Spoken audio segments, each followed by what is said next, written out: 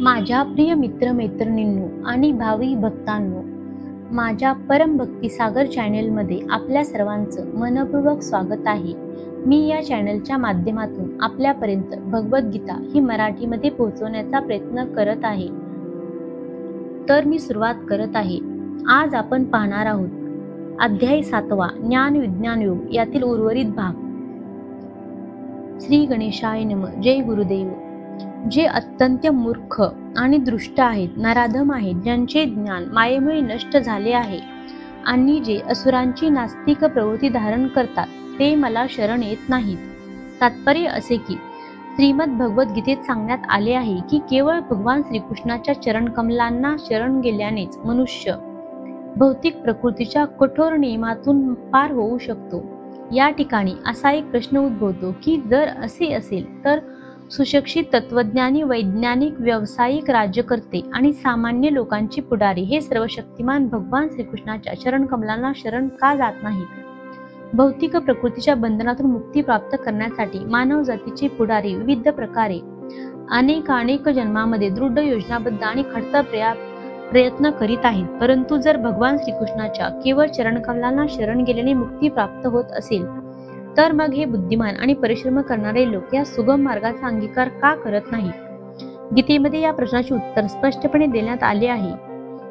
ब्रह्मदेव, शिव, कपिल, चतुष्कुमार, मनु, व्यास, दैवल्य, असित, जनक, प्रल्हाद, बली आणि त्यानंतर मध्वाचार्य, रामानुचार्य, श्री चैतन्य महाप्रभू यासारखे समाजातील खरोखरी विद्वान पुढारी आणि इतर अनेक तत्वज्ञानी, राजकारणी, आचार्य, वैज्ञानिक इत्यादी सर्व शक्तिमान भगवंताच्या चरणकमलांना शरण गेले आहेत.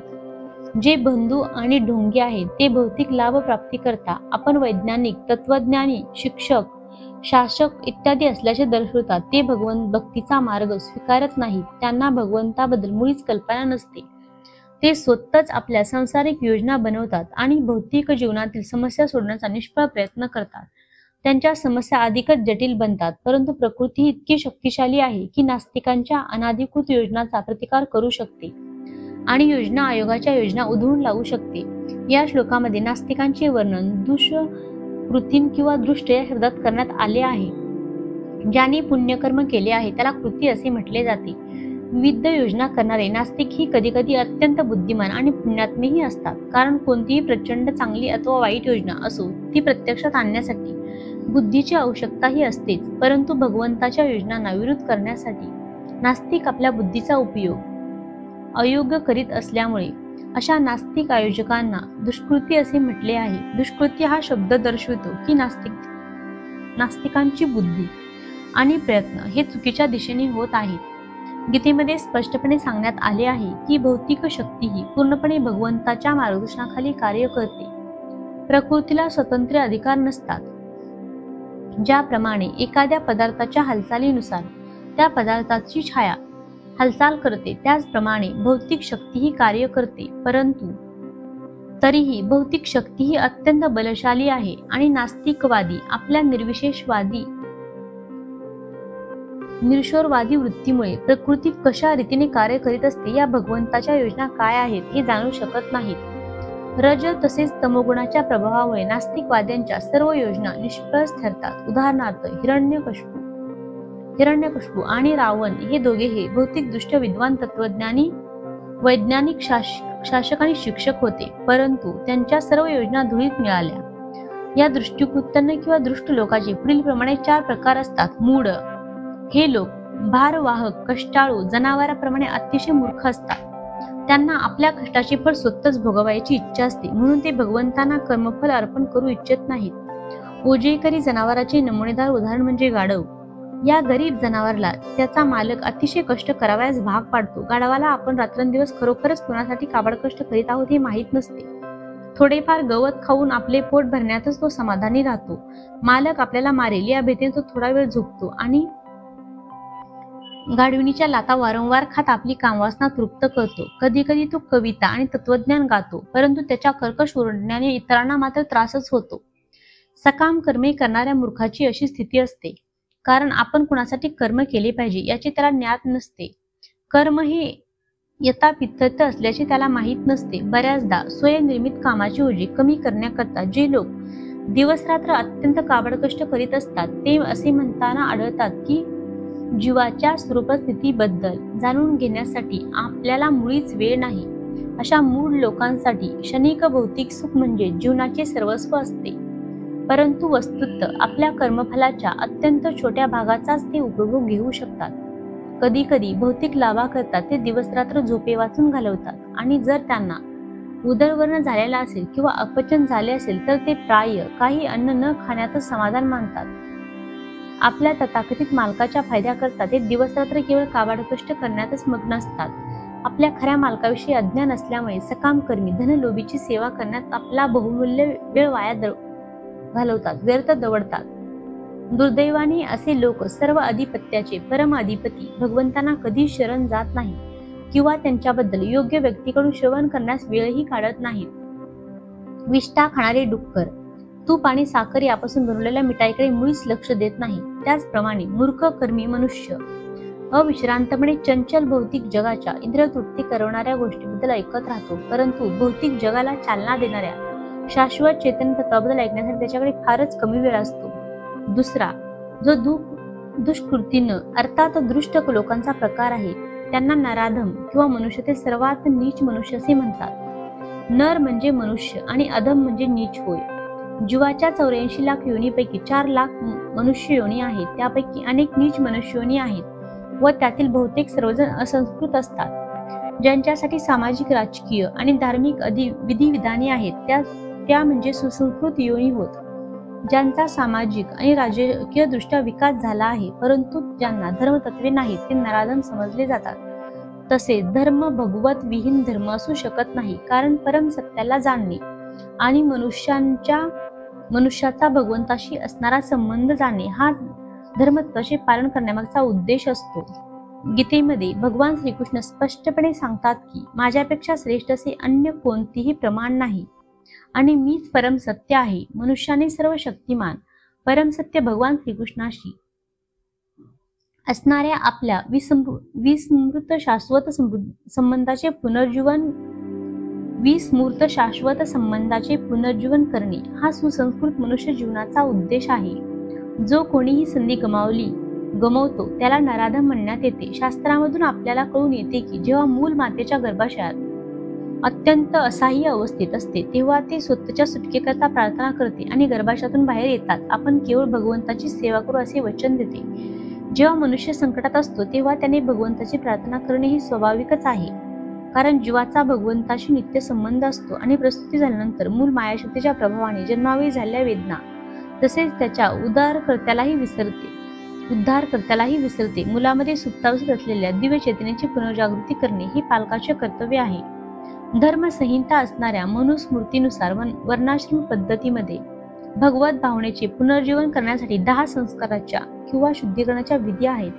तथापि जगातल्या कोणत्याही भागात कोणत्याही विधीचे पालन केले जात नाही. म्हणूनच 99% लोक हे नराधम आहेत. जेव्हा सारे लोक नराधम होतात तेव्हा स्वाभाविकपणे त्यांचे संपूर्ण तथाकथित शिक्षण हे बलशाली भौतिक प्रकृतीच्या प्रभावाने निष्फळ ठरते. गीतेतील आदर्शानुसार ब्राह्मण कुत्रा, गाय हत्ती आणि चांडाला समभावाने पाहतो तोच खऱ्या अर्थाने विद्वान मनुष्य होय. तीच शुद्ध भक्ताची दृष्टी असते. भगवंताचे अवतार असणारे आद्य गुरु श्री नित्यानंद प्रभू यांनी जगाई मधाई या नराधम भावांचा उद्धार केला आणि अत्यंत नीच मनुष्यालाही शुद्ध भक्ताची कृपा कशा प्रकारे प्राप्त होते हे दाखवून दिले.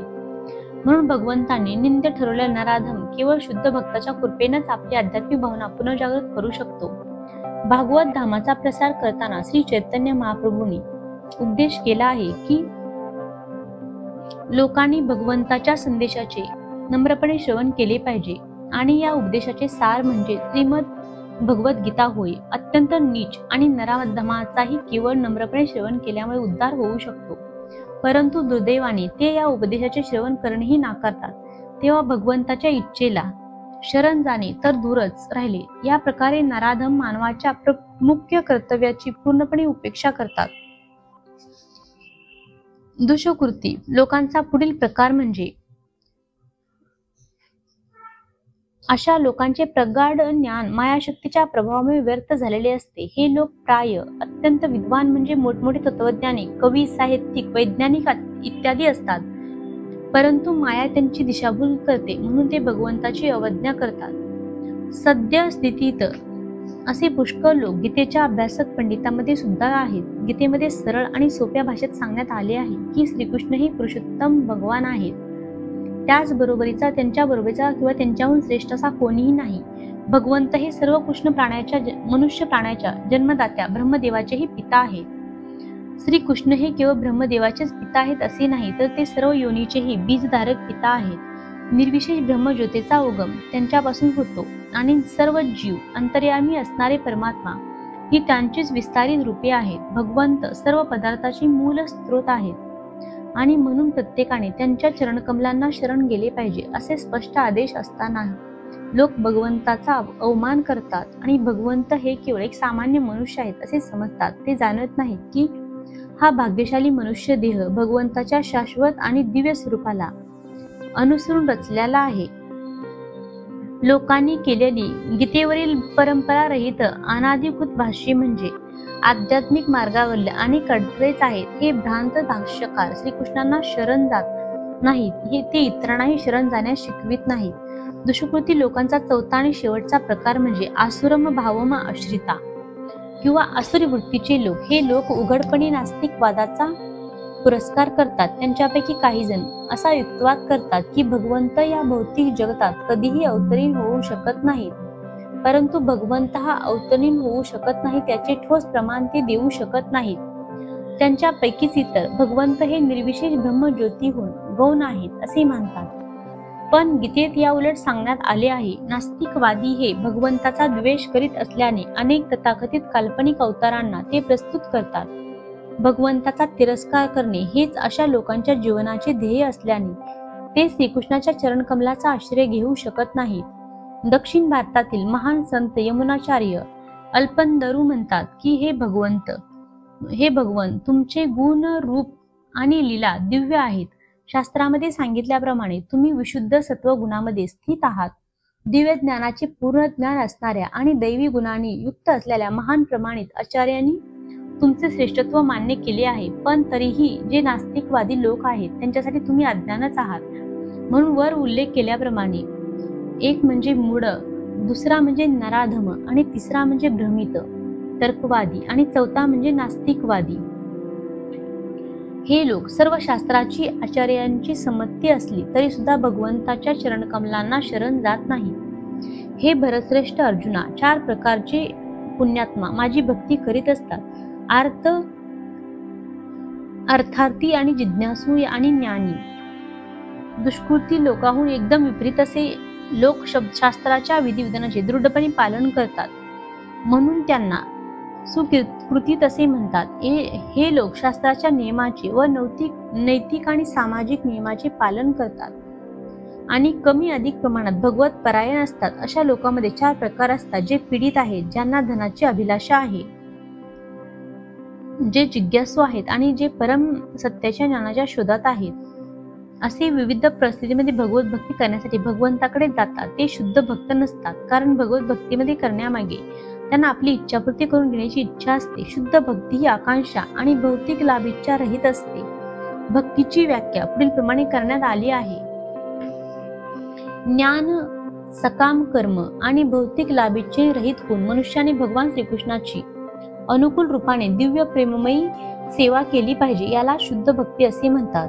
जेव्हा हे 4 प्रकारचे लोक भगवत भक्तीसाठी भगवंताकडे येतात आणि शुद्ध भक्ताच्या संगतीत राहून शुद्ध होतात, तेव्हा ते सुद्धा शुद्ध भक्त बनतात. दुष्कृतीचा विचार केल्यास ते त्यांचे जीवन स्वार्थी, अनियमित आणि आध्यात्मिक देहरहित असल्या कारणाने त्यांच्यासाठी भगवत भक्ती ही अत्यंत कठीण असते.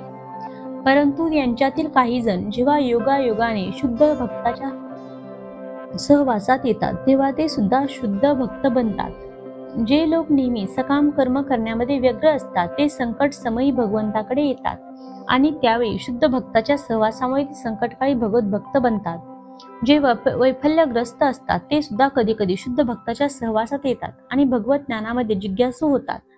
त्याचप्रमाणे जेव्हा शुष्क ब्रह्मज्ञानी ज्ञानाच्या प्रत्येक मार्गामध्ये विफल होतात तेव्हा ते भगवंताकडे भगवत भक्ती करण्यासाठी येतात. याप्रमाणे ते निर्विशेष ब्रह्म आणि परमात्म्याच्या ज्ञानाच्या अतीत होतात आणि भगवंत किंवा शुद्ध भक्ताच्या कृपेने त्यांना भगवंताच्या साकार रूपाचा बोध होतो. एकंदरीत जेव्हा अर्थ जिज्ञासू अर्थार्थी आणि ज्ञानी सर्व भौतिक कामनातून मुक्त होतात आणि जेव्हा त्यांना पूर्णपणे समजून येते की भौतिक लोकांचा आध्यात्मिक उन्नतीशी मुळीच संबंध नाही, तेव्हा ते शुद्ध भक्त बनतात. जोपर्यंत अशी शुद्ध अवस्था प्राप्त होत नाही तोपर्यंत भगवंताची दिव्य प्रेमयी सेवा करणारे भक्त सकाम कर्म किंवा भौतिक ज्ञानप्राप्तीच्या इच्छेने दूषित असतात. म्हणून शुद्ध भगवत भक्ती प्राप्त होण्यापूर्वी मनुष्याने सर्व गोष्टीतून पार पडणे आवश्यक आहे. यापैकी जो पूर्ण ज्ञानी आहे आणि नित्य भगवत भक्तीमध्ये युक्त आहे तो सर्वोत्तम आहे, कारण मी त्याला अत्यंत प्रिय आहे आणि तो मला अत्यंत प्रिय आहे. तात्पर्य असे की सर्व भौतिक कामनाच्या कल्मशातून मुक्त झाल्यावर आर्त, जिज्ञासू, निर्धन आणि ज्ञानी हे सर्वजण शुद्ध भक्त होऊ शकतात. परंतु त्यापैकी ज्याला परम सत्याचे ज्ञान आहे आणि जो सर्व भौतिक इच्छातून मुक्त झाला आहे तो खरोखरच विशुद्ध भगवत भक्त होतो. या 4 प्रकारच्या सुकृती लोकांपैकी जो भक्त पूर्ण ज्ञानी आहे आणि त्याचबरोबर भक्तीमध्ये युक्त आहे तो भगवंतांनी सांगितल्याप्रमाणे सर्वोत्तम आहे. ज्ञान प्राप्त केल्यानंतर मनुष्याला आपण आपल्या भौतिक शरीराहून भिन्न आहोत याची अनुभूती होते आणि जेव्हा तो अधिक उन्नत होतो तेव्हा त्याला निर्विशेष ब्रह्म आणि परम सत्याचे ज्ञान होते. जेव्हा मनुष्य पूर्णपणे शुद्ध होतो तेव्हा आपण भगवंताचे शाश्वत सेवक आहोत हीच आपली स्वरूपस्थिती असल्याचा त्याला साक्षात्कार होतो. म्हणून शुद्ध भक्ताच्या संगतीमुळे जिज्ञासू, पीडित, भौतिक उन्नतीच्या मागे लागलेला आणि ज्ञानी हे सर्वजण शुद्ध होतात. परंतु प्रारंभिक अवस्थेत ज्याला भगवंताचे पूर्ण ज्ञान आहे आणि त्याचबरोबर जो भगवंताची भक्तिपूर्ण सेवा करतो तो भगवंतांना अत्यंत प्रिय असतो.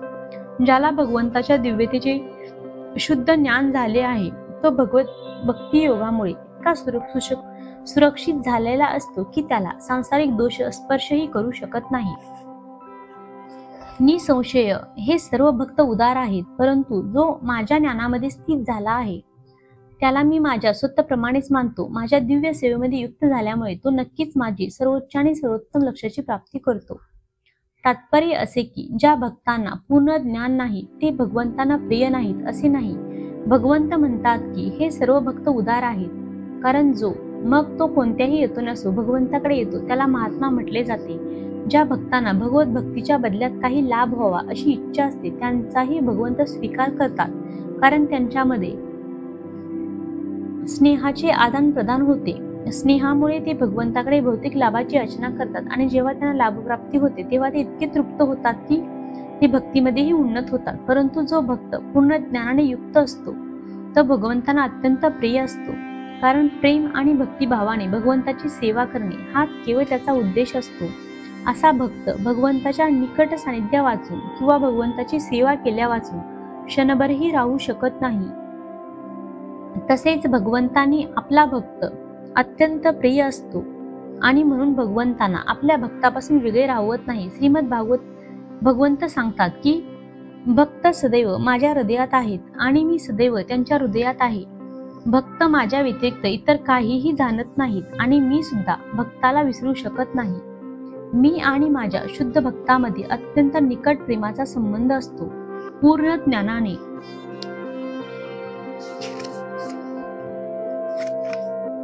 युक्त असे शुद्ध भक्त भगवत भक्तीपासून कधीच दूर राहत नाहीत आणि म्हणून ते मला अत्यंत प्रिय आहेत. अनेक जन्म आणि मृत्यूनंतर ज्याला वास्तविक ज्ञान होते तो मी अस्तित्वातील सर्व गोष्टींच्या कारणांशी परम कारण असल्याचे जाणून मला शरण येतो. असा महात्मा अत्यंत दुर्लभ असतो.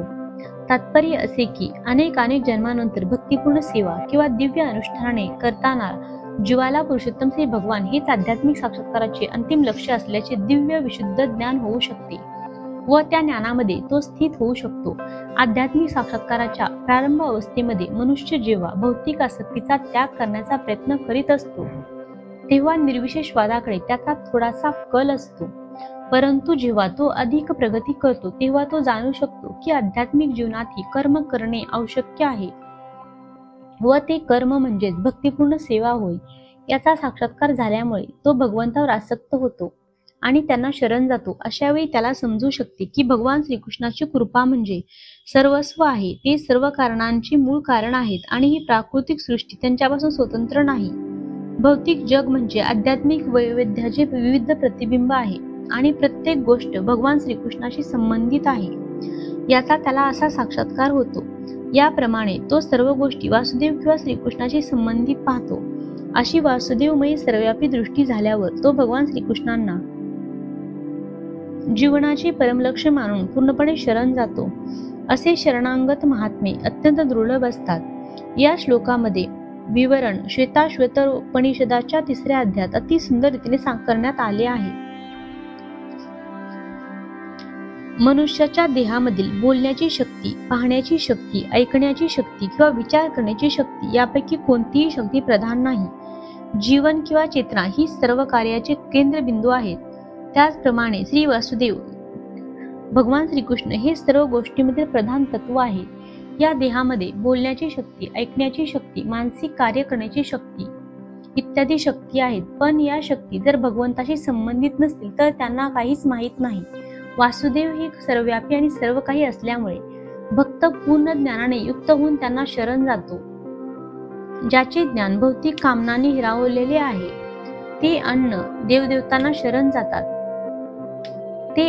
देवदेवतांना शरण जातात आणि आपल्या स्वभावानुसार आराधनेच्या विशिष्ट विधिविधानांचे पालन करतात. तात्पर्य असे की जे सर्व भौतिक कल्मशातून मुक्त झाले आहेत ते भगवंतांना शरण जाऊन त्यांच्या प्रेममय सेवेमध्ये युक्त होतात. जोपर्यंत भौतिक कल्मश पूर्णपणे नाहीशी होत नाहीत तोपर्यंत ते स्वभावातच अभक्त असतात. परंतु जे केवळ भौतिक इच्छा प्राप्तीसाठी भगवंताचा आश्रय घेतात ते सुद्धा बाह्य प्रकृतीद्वारे आकर्षित होत नाहीत, कारण ते वास्तविक देह प्राप्तीच्या प्रयत्नात असतात आणि म्हणून ते लवकरच सर्व भौतिक कामवासनातून मुक्त होतात. श्रीमद भागवतात सांगण्यात आले आहे की मनुष्य सर्व भौतिक वासनातून मुक्त असो किंवा सर्व भौतिक वासनाने परिपूर्ण असो किंवा भौतिक कल्मशातून मुक्त होण्याची त्याला इच्छा असो, सर्व बाबतीत त्याने श्री वासुदेवांना शरण जाऊन त्यांची आराधना केली पाहिजे. श्रीमद भागवतात सांगितले आहे की ज्या अल्पबुद्धी लोकांनी आपल्या आध्यात्मिक जाणीव गमावली आहे ते तात्काळ भौतिक इच्छापूर्ती होण्यासाठी देवदेवतांचा आश्रय घेतात. सामान्यत असे लोक भगवंताचा आश्रय घेत नाहीत, कारण ते रजोगुण आणि तमोगुणात स्थित असतात आणि म्हणून ते निरनिराळ्या देवतांची उपासना करतात. विशिष्ट विधिविधानाचे पालन करण्यातच ते समाधानी असतात. देवतांचे पूजक हे तुच्छ अशा आकांक्षाने प्रेरित झालेले असतात आणि त्यांना परमलक्ष्याची प्राप्ती कशी करावी हे माहीत नसते. परंतु भगवत भक्त त्यांच्याप्रमाणे चुकीच्या मार्गाने जात नाही. वेदामध्ये निरनिराळ्या हेतुपित्त निरनिराळ्या देवतांची पूजा करण्यास सांगण्यात आले आहे. उदाहरणार्थ रोगी मनुष्यास सूर्य उपासना करण्यास सांगण्यात आले आहे. म्हणून जे भगवत भक्त नाहीत त्यांना वाटते की विशिष्ट हेतू प्राप्ती करून घेण्यासाठी देवदेवता या भगवंतापेक्षा श्रेष्ठ आहेत. परंतु विशुद्ध भक्ताला माहीत असते की भगवान श्रीकृष्ण हे सर्वेश्वर आहेत. चैतन्य चरित्रामृतामध्ये सांगण्यात आले आहे की एकले ईश्वर कृष्ण आर सभ्य भृत्य, केवळ भगवान श्रीकृष्ण हेच स्वामी आहेत आणि इतर सर्वजण सेवक आहेत. म्हणून शुद्ध भक्त आपल्या भौतिक गरजांच्या तृप्ती करता देवदेवतांकडे कधीही याचना करीत नाही. तो भगवंतावर पूर्णपणे विसंबून असतो आणि भगवंत जे काही देतात त्यातच तो संतुष्ट असतो.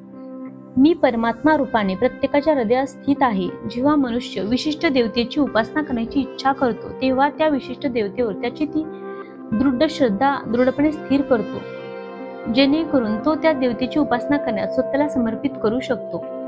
परमेश्वराने प्रत्येकाला स्वातंत्र्य दिले आहे. म्हणून जर मनुष्याला भौतिक सुखभोग प्राप्त करण्याची इच्छा असेल आणि खरोखरच अशा सुविधा जर त्याला भौतिक देवतांकडून प्राप्त करून घ्यावयाच्या इच्छा असेल तर प्रत्येकाच्या हृदयामध्ये परमात्मा रूपाने स्थित असलेले भगवंत त्या मनुष्याची इच्छा जाणतात आणि त्याला सर्व सुविधा उपलब्ध करून देतात. सर्व जीवाचे परमपिता या नात्याने भगवंत जीवाच्या स्वातंत्र्यामध्ये हस्तक्षेप करीत नाहीत. उलट ते प्रत्येकाला सर्व सुविधा उपलब्ध करून देतात, जेणेकरून ते आपल्या भौतिक इच्छाची पूर्ती करू शकतील.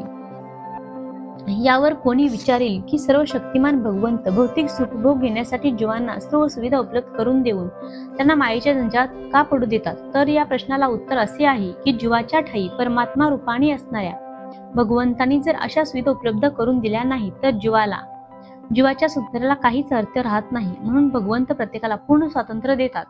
ज्याला जे आवडेल ते प्रदान करतात, परंतु अंतिम उपदेश आपल्याला भगवद्गीतेत आढळतो की मनुष्याने इतर सर्व कार्यांचा त्याग करून त्यांना पूर्णपणे शरण गेले पाहिजे. केवळ यामुळेच मनुष्य सुखी होऊ शकतो. जीव आणि देवदेवता दोघेही भगवंताच्या इच्छेच्या अधीन आहेत. म्हणूनच जीव स्वतःच्या इच्छेने देवताची आराधना करू शकत नाही. तसेच भगवंताच्या इच्छे वाचून देवता कोणता वरही प्रदान करू शकत नाही. असे सांगितले जाते की भगवंतांच्या इच्छेविना गवताचे पातेही हलत नाही. वेदामध्ये सांगितल्याप्रमाणे सामान्यतः भौतिक जगात पीडित झालेले लोक देवतांकडे जातात. मनुष्याला जर विशिष्ट गोष्टीची आवश्यकता असेल तर तो त्यानुसार विशिष्ट देवतेची उपासना करू शकतो. उदाहरणार्थ, रोगी मनुष्य सूर्यदेवाची उपासना करू शकतो. विद्यार्जन करण्याची इच्छा असणारा मनुष्य सरस्वती देवीची उपासना करू शकतो आणि सुंदर पत्नी प्राप्त करण्याची इच्छा असणारा मनुष्य भगवान शंकराच्या अर्धांगिनी उमादेवीची उपासना करू शकतो. याप्रमाणे वैदिक शास्त्रामध्ये विविध देवदेवतांनुसार विविध प्रकारचे उपासना विधी सांगण्यात आले आहेत.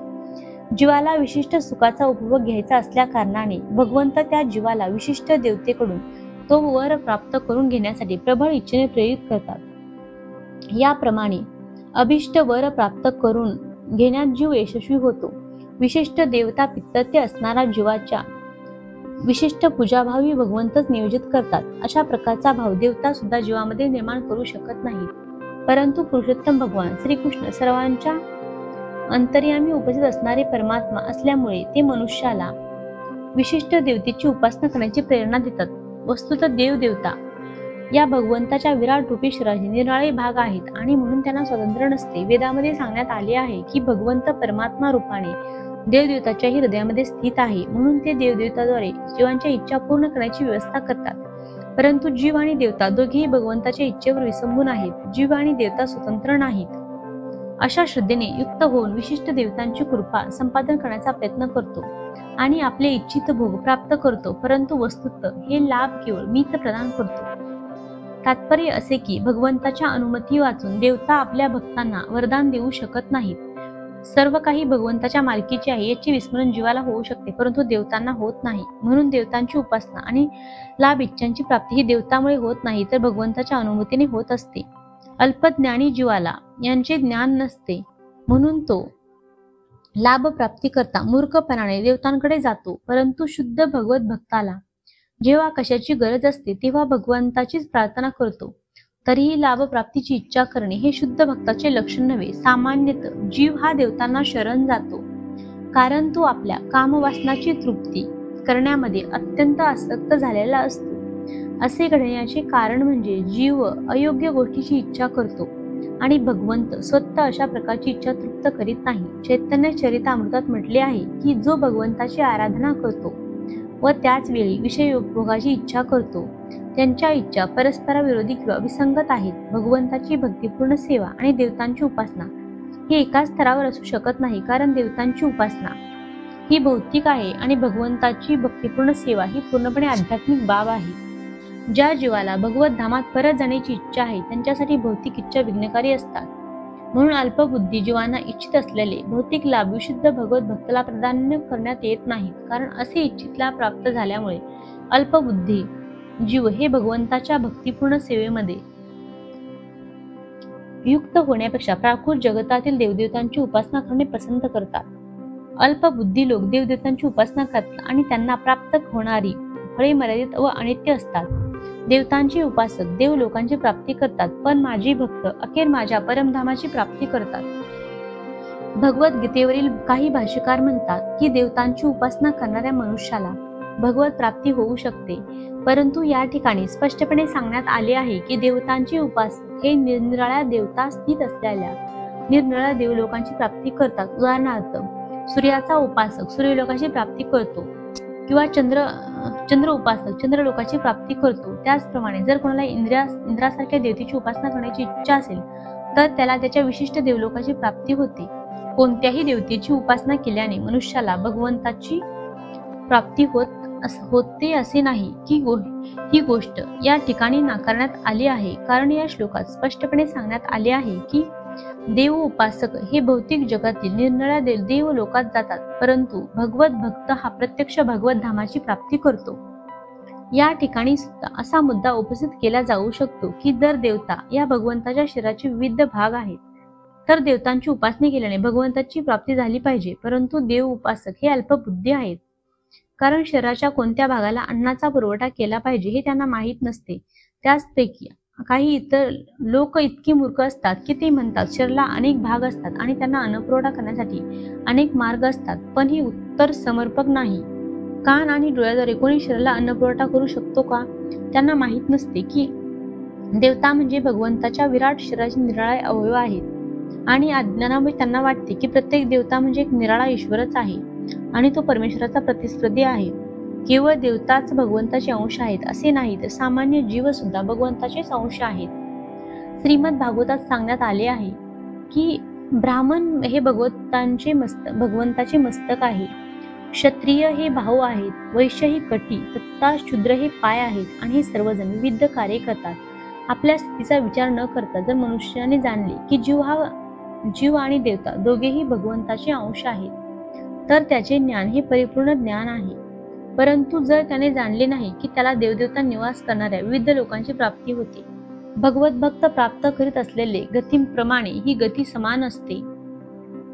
देवतांकडून प्राप्त झालेले वर हे अनित्य असतात, कारण या भौतिक जगातील लोक देवदेवता आणि त्यांचे उपासक हे सर्वच नश्वर असतात. म्हणून या श्लोकामध्ये स्पष्टपणे सांगण्यात आले आहे की देवतांची उपासना करून प्राप्त झालेले सर्व लाभ हे क्षणिक असतात आणि यास्तव अशी उपासना केवळ अल्पबुद्धी जीवच करतात. कृष्ण भावनेद्वारे भगवत भक्तीमध्ये युक्त झालेल्या विशुद्ध भक्ताला सच्चिदानंद जीवन प्राप्त होते, म्हणून त्याने प्राप्त केलेला लाभ हा देवतांच्या साधारण उपासकाने प्राप्त केल्याने लाभाहून अत्यंत भिन्न असतो. भगवंत हे अनंत आहेत, त्यांची करुणा कृपा अपार आहे आणि म्हणूनच भगवंताची आपल्याला शुद्ध भक्तावर निस्सीम कृपा असते. मला पूर्णपणे न जाणणाऱ्या अल्पबुद्धी लोकांना वाटते की मी पुरुषोत्तम भगवान श्रीकृष्ण पूर्वी निराकार होतो आणि आता व्यक्तित्व धारण केले आहे. त्याच्या अज्ञानामुळे ते माझे अविनाशी आणि अनुपम असे दिव्य स्वरूप जाणू शकत नाहीत. तात्पर्य असे की देवतांच्या उपासकांना अल्पज्ञ म्हणण्यात आले आहे. तसेच या ठिकाणी निर्विशेषवादी लोकांचे अल्पज्ञ म्हणून वर्णन करण्यात आले आहे. येथे भगवान श्रीकृष्ण आपल्या साकार रूपामध्ये अर्जुनाशी बोलत आहेत, पण तरीही अज्ञानवश निर्विशेषवादी वाद घालतात की परमेश्वर अतिमत निराकार आहे. श्रील रामानुचार्याच्या परंपरेतील महान भगवत भक्त यमुनाचार्यांनी या संदर्भात 2 सुंदर श्लोक रचले आहेत. ते म्हणतात की हे प्रभू, व्यासदेव आणि नारदासारखे भक्त तुम्हाला पुरुषोत्तम भगवान म्हणून जाणतात. वेदाध्ययनाद्वारे मनुष्य तुमचे रूप, गुण आणि लीला जाणू शकतो व अशा रीतीने त्याला तुमच्या पुरुषोत्तम भगवान रूपाची अनुभूती होते. परंतु रज आणि तमोगुणामध्ये असणारे असुर आणि अभक्त यांना तुमचे ज्ञान होऊ शकत नाही. तुम्हाला जाणणे त्यांच्यासाठी अशक्य. वेदांत आणि उपनिषदावर वादविवाद करण्यामध्ये जसे अभक्त कितीही निपुण असले तरी ते तुम्हाला जाणू शकत नाही. ब्रह्मसंहितेत सांगण्यात आले आहे की केवळ वेदाध्ययनाद्वारे भगवत ज्ञान होणे शक्य नाही, केवळ भगवंताच्या कृपेनेच आपण त्यांना जाणू शकतो. म्हणून या श्लोकात स्पष्टपणे सांगण्यात आले आहे की केवळ देवतांचे उपासकच नव्हे तर कृष्ण भावनेचा लेश मात्रही गंध नसलेले वेदांतर भाष्य करणारे अभक्त ही अल्पबुद्धीच आहेत आणि अशा अल्पबुद्धींना परमेश्वराच्या साकार रूपाचे ज्ञान होणे शक्य नाही. परम सत्य निराकार असल्याचे ज्यांना वाटते त्यांचे वर्णन अबुद्ध म्हणून करण्यात आले आहे, अर्थात ज्यांना परम सत्याच्या अंतिम स्वरूपाचे ज्ञान नाही. श्रीमद भागवतात सांगण्यात आले आहे की परम सत्याच्या साक्षात्काराच्या प्रारंभी निर्विशेष ब्रह्माची अनुभूती होते. त्यानंतर अंतर्यामी परमात्म्याची आणि सर्वात शेवटी पुरुषोत्तम भगवत स्वरूपाची अनुभूती होते. आजकालचे निर्विशेषवादी तर अधिकच अज्ञानी आहेत, कारण ते निर्विशेषवाद्यांचे आद्य प्रवर्तक शंकराचार्यही अनुसरण करीत नाहीत. शंकराचार्यांनी स्पष्टपणे सांगितले आहे की श्रीकृष्ण हेच पुरुषोत्तम श्री भगवान आहेत. म्हणून ते निर्विशेषवाद्यांना परम सत्याचे ज्ञान नसल्यामुळे ते श्रीकृष्णांना साधारण देवकी किंवा वसुदेव पुत्र अथवा राजकुमार अथवा महापुरुष असे मानतात. भगवद्गीतेमध्ये या गोष्टीची निंदा करण्यात आली आहे. केवळ मूर्खच मला साधारण मनुष्य समजतात. वस्तुतः भक्तिपूर्ण सेवा आणि कृष्ण भावनेचा विकास केल्याशिवाय कोणीही श्रीकृष्णांना जाणू शकत नाही. श्रीमद भागवतात याला पुष्टी देण्यात आली आहे. हे भगवन, जर मनुष्यावर तुमच्या चरणकमलाची लेशमात्रही कृपा झाली तरी तो तुमचे महान स्वरूप जाणू शकतो, परंतु अनेक वर्षे वेदाध्ययन करणारे आणि तुम्हाला जाणण्याची तर्कवादाचा आधार घेणारे तुमचे स्वरूप जाणू शकत नाहीत. केवळ वेदाध्ययनाने किंवा मानसिक तर्कवादाच्या आधारे भगवान श्रीकृष्ण यांचे रूप, गुण किंवा नाम इत्यादी जाणणे शक्य नाही. केवळ भक्ती योगाद्वारेच मनुष्य श्रीकृष्णांना जाणू शकतो. हरे कृष्ण कृष्ण कृष्ण हरे हरे, हरे राम राम राम हरे हरे या महामंत्राचा जप करून जेव्हा मनुष्य पूर्णपणे कृष्ण भावनेमध्ये युक्त होतो तेव्हाच तो भगवंतांना जाणू शकतो. निर्विशेषवादी भक्ताला वाटते की श्रीकृष्णाचा विग्रह हा भौतिक आहे आणि त्यांच्या लीला, त्यांचे रूप इत्यादी सर्व काही मायाच आहे. अशा निर्विशेषवाद्यांना मायावादी म्हटले जाते. त्यांना परम सत्याचे ज्ञान नसते. 20व्या श्लोकात स्पष्टपणे सांगण्यात आले आहे की काम वासनेने अंध झालेले लोक निरनिराळ्या देवतांना शरण जातात. भगवंताच्या भगवत धामा व्यतिरिक्त इतर देवदेवतांचे स्वतःचे ग्रहलोक आहेत. 23व्या श्लोकात सांगितल्याप्रमाणे देवतांचे उपासक निरनिराळ्या देवलोकामध्ये जातात आणि भगवान श्रीकृष्णाचे भक्त कृष्ण लोकामध्ये जातात असे स्पष्टपणे सांगण्यात आलेले असतानाही मूर्ख निर्विशेषवादी म्हणतात की भगवंत ही निराकार आहेत आणि ही सर्व रूपे काल्पनिक आहेत. गीतेच्या अध्ययनावरून असे वाटते की देवता व त्यांचे लोक निर्विशेष आहेत. स्पष्टच आहे की देवता किंवा भगवान कृष्ण कोणीच निर्विशेष नाही. त्या सर्वांना स्वतंत्र व्यक्तित्व आहे. श्रीकृष्ण हे पुरुषोत्तम भगवान आहेत. त्यांचे स्वतःचे धाम आहे. देवतांनाही स्वतःचे ग्रहलोक आहेत. त्यामुळे परम सत्य निराकार आहे आणि परम सत्याची रूपे ही काल्पनिक असल्याचे अद्वैतवाद्याचे मत हे वस्तुस्थितीला अनुसरून नाही. या श्लोकात स्पष्टपणे सांगण्यात आले आहे की ही रूपे काही काल्पनिक नाहीत. भगवद्गीतेवरून आपण जाणू शकतो की देवतांची रूपे आणि भगवंतांची रूपे ही एकाच वेळी अस्तित्वात असतात आणि भगवान श्रीकृष्ण हेच सच्चिदानंद आहेत. वेदही स्पष्टपणे सांगतात की परम सत्य सर्व गुण संपन्न आहे आणि गीतेमध्ये भगवंत सांगतात की ते जरी अजन्म असले तरी ते अवतार धारण करतात. हे तथ्य आपण भगवद्गीतेपासून जाणून घेतले पाहिजे. भगवंत हे निराकार कसे असू शकतात हे आपण जाणू शकत नाही. गीतेप्रमाणे तरी निर्विशेष अद्वैतवाद्यांचा सिद्धांत मिथ्या असल्याचे सिद्ध होते. या श्लोकावरून स्पष्ट होते की परम सत्य भगवान श्रीकृष्णांना रूप तसेच व्यक्तित्व दोन्ही आहे. मूढ आणि अज्ञानी लोकांना मी कधीही प्रकट होत नाही. माझ्या अंतरंगा शक्तीद्वारे मी त्यांना अप्रकट राहतो आणि म्हणून मी अजन्म आणि अच्युत्य असल्याचे ते जाणू शकत नाही. कोणी असा युक्तिवाद करतील की ज्या अर्थी श्रीकृष्ण या पृथ्वीवर उपस्थित होते आणि सर्वांना दृश्य होते तर मग ते आता सर्वांना प्रकट का होत नाही. परंतु वस्तुत्व ते पूर्वी सर्वांसमोर प्रकट झाले नव्हते. जेव्हा श्रीकृष्ण उपस्थित होते तेव्हा मोजक्याच लोकांना ते भगवंत असल्याची जाणीव होती. कौरव सभेत श्रीकृष्णांना सभेचे अध्यक्ष म्हणून नियुक्त केल्यावर जेव्हा शिशुपालने विरोध केला तेव्हा भीष्माने श्रीकृष्णाचे समर्थन केले आणि श्रीकृष्ण हे स्वतः भगवंत असल्याचे घोषित केले. त्याचप्रमाणे पांडव आणि इतर मोजक्याच लोकांना ते स्वतः भगवंत असल्याचे माहीत होते, परंतु प्रत्येकाला ते भगवंत असल्याचे माहीत नव्हते. श्रीकृष्ण हे अभक्तांना आणि साधारण मनुष्यांना भगवान म्हणून ज्ञात नव्हते. म्हणून भगवद्गीतेत श्रीकृष्ण सांगतात की विशुद्ध भक्ता व्यतिरिक्त इतर सर्व मनुष्य त्यांना आपल्याप्रमाणे साधारण समजतात.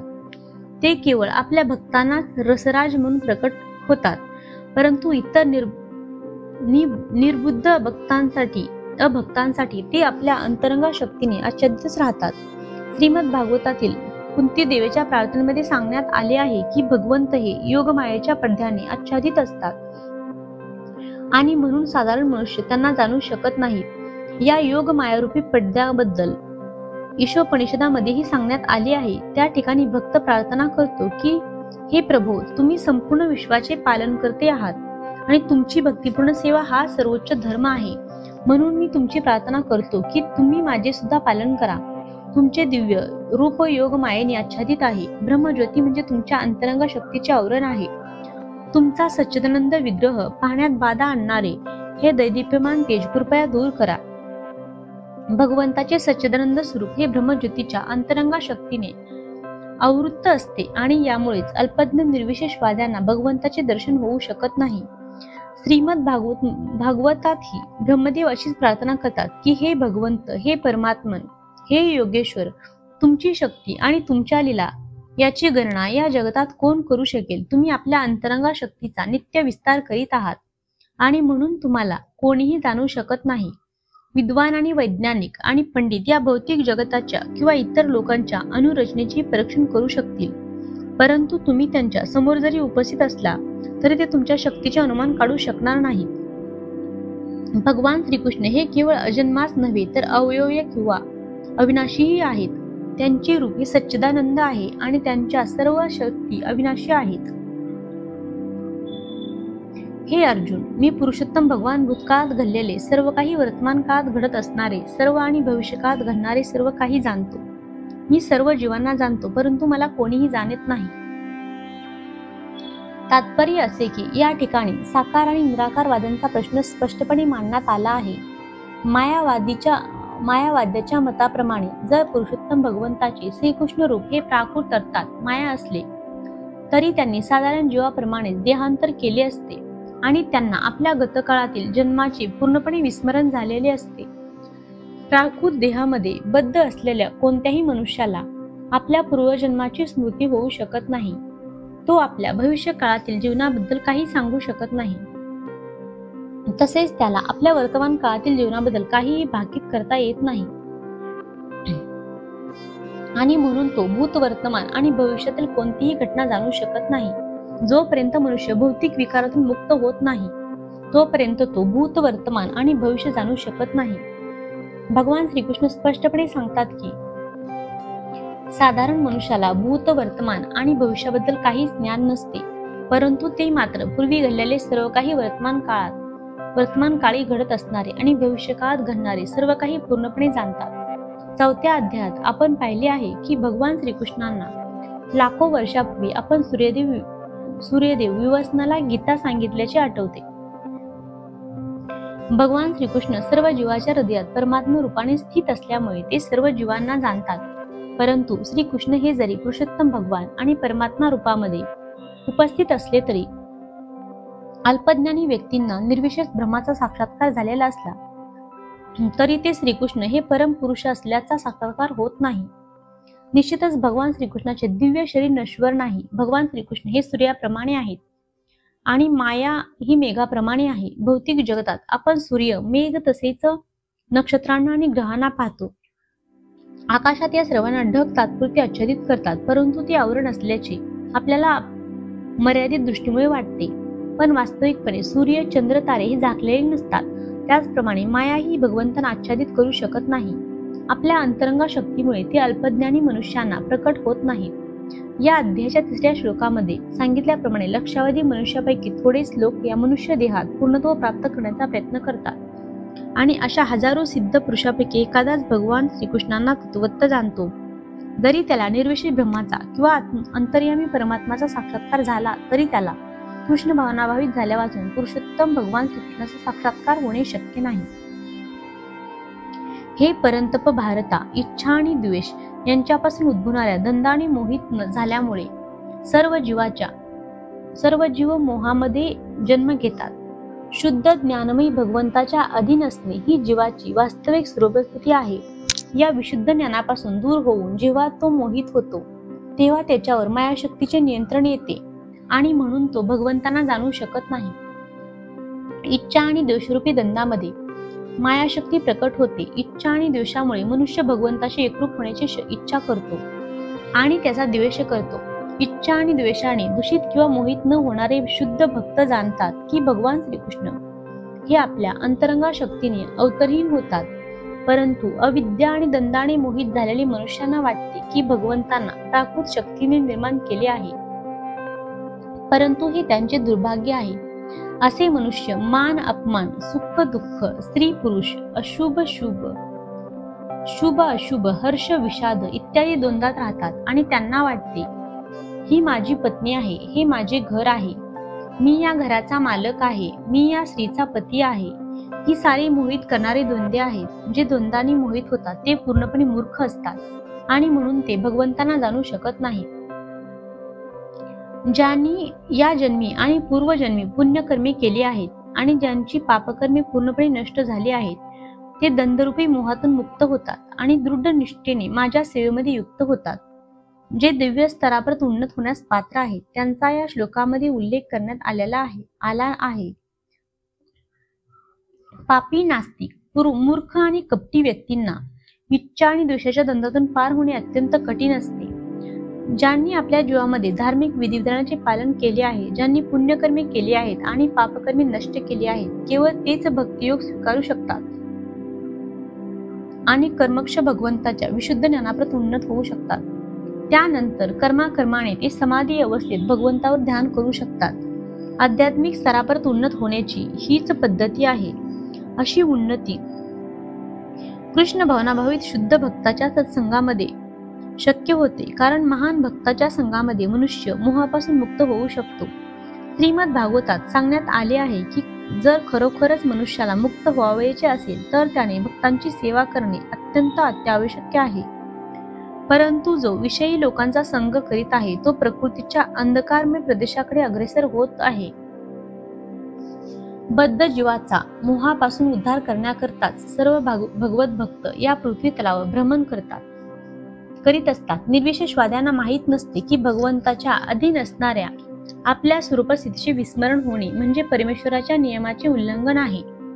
जोपर्यंत मनुष्य आपल्या स्वरूपस्थितीमध्ये स्थिर होत नाही तोपर्यंत तो भगवंतांना जाणू शकत नाही किंवा दृढ निष्ठेने त्यांच्या दिव्य सेवेमध्ये युक्त होऊ शकत नाही.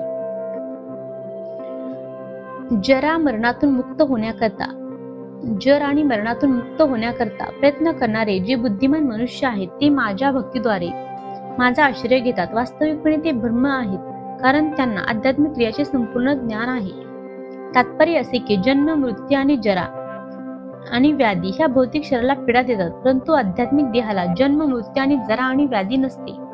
म्हणून तो आध्यात्मिक देहाची प्राप्ती करतो. तो भगवंताचा एक पार्षद बनतो आणि शाश्वत भक्त योगामध्ये परायण झाल्यामुळे तो खऱ्या अर्थाने मुक्त असतो. मी ब्रह्म आहे असे सांगितले जाते की मनुष्याने आपण ब्रह्म आत्मा असल्याचे जाणले पाहिजे. या श्लोकात सांगितल्याप्रमाणे जीवन विषयक ही ब्रह्म संकल्पना भक्तीमध्येही आहे. शुद्ध भक्त हे दिव्य ब्रह्मस्तरावर स्थित असतात आणि दिव्य क्रियाचे त्यांना पूर्ण ज्ञान असते. दिव्य भगवत सेवेमध्ये युक्त झालेले 4 प्रकारचे अशुद्ध भक्त आपापली उद्दिष्टे प्राप्त करतात आणि भगवंताच्या कृपेने जेव्हा ते पूर्णपणे कृष्ण भावनाभावित होतात तेव्हा त्यांना भगवंताच्या दिव्य सत्संगापासून आनंद प्राप्त होतो. परंतु जे देवतांचे उपासक आहेत त्यांना भगवंताच्या परमधामाची कधीच प्राप्ती होत नाही. ब्रह्म अनुभूती झालेल्या अल्पज्ञ व्यक्तींनाही श्रीकृष्णाच्या परम गोलोक वृंदावन धामाची प्राप्ती होत नाही. जे कृष्णभावनाभावित कर्म करीत आहेत त्यांनाच केवळ ब्रह्म म्हणता येईल, कारण तेच वास्तविकपणे कृष्ण लोकाची प्राप्ती करण्याचा प्रयत्न करीत आहेत. अशा व्यक्तींना श्रीकृष्णाबद्दल मुळीच संशय नसतो आणि म्हणून ते वास्तविकपणे ब्रह्म आहेत. केवळ भौतिक बंधनातून मुक्त होण्याकरता जे भगवंताच्या अर्चा विग्रहाची आराधना करण्यात परायण झाले आहेत किंवा भगवंतावर ध्यान करण्यात मग्न झाले आहेत त्यांना सुद्धा भगवंताने पुढील अध्यायामध्ये सांगितलेल्या ब्रह्म, अधिभूत इत्यादीचे तात्पर्य कळते. पूर्णपणे मतपरायण झालेले जे मला भौतिक सृष्टीचा संचालक, देवतांचा नियंत्रक, सर्व यज्ञांचा अधिष्ठाता भगवंत म्हणून जाणतात ते मृत्यूसमयी सुद्धा मला जाणू शकतात. कृष्ण भावनाभावित कर्म करणारे भगवंतांना पूर्णपणे जाणण्याच्या मार्गापासून कधीच विचलित होत नाही. कृष्ण भावनेच्या दिव्य सानिध्यात मनुष्य भगवंत हे भौतिक सृष्टीचे संचालक तसेच देवतेंचेही नियंत्रक कसे आहेत हे जाणू शकतो. कर्माने अशा दिव्य सहवासामुळे मनुष्याची भगवंताच्या ठायी दृढ निष्ठा निर्माण होते आणि मृत्यूसमयी असा कृष्ण भावनाभावित मनुष्य श्रीकृष्णांना कधीही विसरत नाही. म्हणून साहजिकच तो भगवत धाम गोलोक वृंदावनात प्रविष्ट होतो. मनुष्य पूर्णपणे कृष्ण भावनाभावित कसा होऊ शकतो याचे या 7व्या अध्यायात विशेष रूपाने प्रतिपादन करण्यात आले आहे. कृष्ण भावनेचा प्रारंभ कृष्ण भावना भवित भक्तांच्या सत्संगामुळे होतो. असा सत्संग आध्यात्मिक असतो आणि त्यायोगे मनुष्याच्या भगवंताशी प्रत्यक्ष संबंध येतो आणि त्यांच्या कृपेने श्रीकृष्ण हेच पुरुषोत्तम भगवान असल्याचे तो जाणू शकतो. त्याच वेळी खऱ्या अर्थाने आपल्या स्वरूपस्थितीचे त्याला ज्ञान होते. तसेच जीवाला श्रीकृष्णाचे विस्मरण होऊन तो कसा प्राकृत क्रियामध्ये गुंतला जातो हेही समजते. सत्संगातील कृष्ण भावनेच्या कर्मिक विकासामुळे जीव जाणू शकतो की श्रीकृष्णाच्या विस्मरणामुळेच आपण प्राकृतिक नियमाने बद्ध झालो आहोत. कृष्ण भावनेची पुनर्प्राप्ती करण्याकरता मनुष्य जीवन म्हणजे एक सुसंधीच आहे आणि भगवंताची अहेतुकी कृपा प्राप्त करण्याकरता या संधीचा पुरेपूर उपयोग केला पाहिजे, हे सुद्धा तो जाणू शकतो. या अध्यायात अनेक विषयांचे निरूपण करण्यात आले आहे. आर्त, जिज्ञासू, अर्थार्थी व्यक्तीचे तसेच ब्रह्मज्ञान, परमात्म्याचे ज्ञान, जन्म, मृत्यू आणि जरा यातून मुक्तता आणि भगवंताची आराधना. तरीही वास्तविकपणे ज्याने कृष्ण भावनेत उन्नती केली आहे तो इतर विविध पद्धतीची पर्वा करीत नाही. तो कृष्ण भावनेच्या क्रियामध्ये रममान होतो आणि त्यायोगी भगवान श्रीकृष्णाचा नित्य दास या आपल्या वास्तविक स्वरूप स्थितीची प्राप्ती करतो. अशा शुद्ध भक्तियुक्त अवस्थेमध्ये तो श्रीकृष्णाचे गुणगान आणि कीर्तन करण्यामध्ये आनंद प्राप्त करतो. त्याला दृढ विश्वास असतो की असे केल्यानेच आपली सर्व उद्दिष्टे सिद्ध होतील. अशा दृढ विश्वासालाच दृढ वृत्त असेही म्हटले जाते. आणि भक्तियोग किंवा दिव्य प्रेममय सेवेचा हाच आरंभ आहे. हाच सर्व शास्त्रांचा निर्णय आहे. भगवद्गीतेचा हा 7वा अध्याय म्हणजे त्या निश्चयात्मक किंवा दृढ विश्वासाचे सार आहे. या प्रकारे भगवद्गीतेच्या भगवज्ञान या 7व्या अध्यायावरील भक्तिवेदांत भाष्य संपन्न. तर ही होती 7व्या अध्यायाची संपूर्ण कथा. तुम्हाला हा अध्याय कसा वाटला ते कमेंटमध्ये नक्की कळवा आणि अशाच भक्तिमय वाचनासाठी माझ्या परमभक्तिसागर चॅनेलला सबस्क्राईब करा आणि बाजूच्या बेल आयकॉनवर क्लिक करा. लाईक करा, शेअर करा. यामुळे माझा पुढचा अध्याय तुमच्यापर्यंत लवकरच पोहोचेल. धन्यवाद.